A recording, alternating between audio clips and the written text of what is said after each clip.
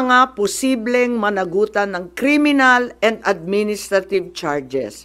At iminumungkahi namin na imbestigahan ng Office of the Ombudsman ang mga sumusunod.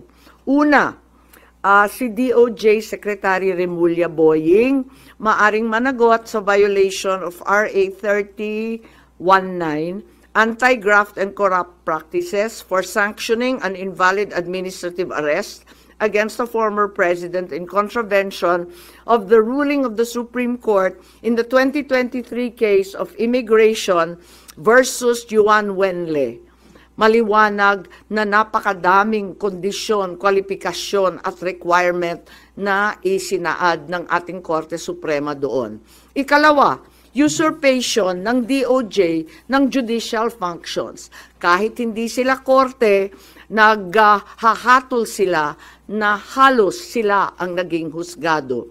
Ikatlo, grave misconduct and conduct prejudicial to the best interest of public service.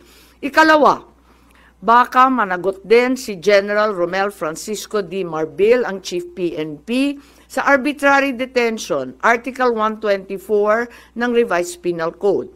Violation of RA 3019, Anti-Graft and Corrupt Practices for inducing or persuading General Torre to perform an act in violation of laws, rules, and regulations or an offense in connection with the official duties of the latter.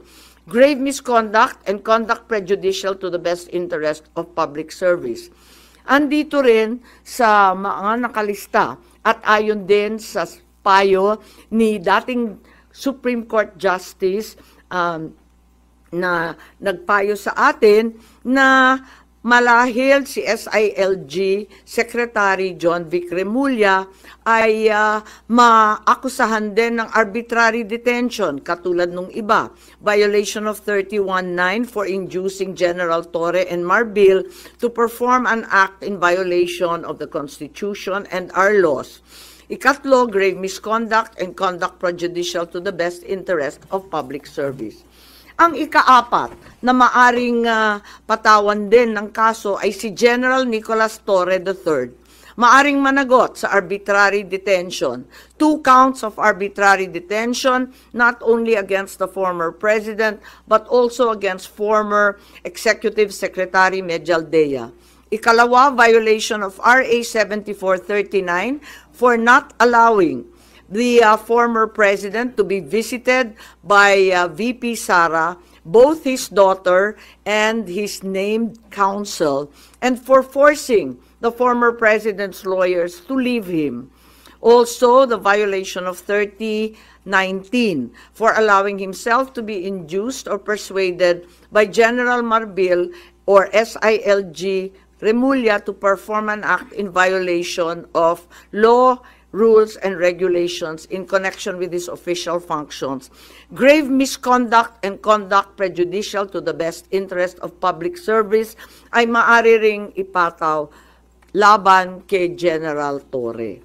Ikalima, Ambassador Marcos V. Lacanilao. Maaring managot sa usurpation of official functions, Article 177 of the Revised Penal Code, pagsisinungaling sa ibang kaso at perjury sa ilalim ng Article 183 of the Revised Penal Code, false testimony in other cases, and perjury in solemn affirmation under Article 183 of the Revised Penal Code, at conduct prejudicial to the best interest of the service. So ito ang further findings namin. Hindi ko masara yung investigasyon kasi marami pa ring mga issue katulad ng sinong tumulong sa ICC, yung tungkol sa eroplano na nanatiling bukas at masalimuot.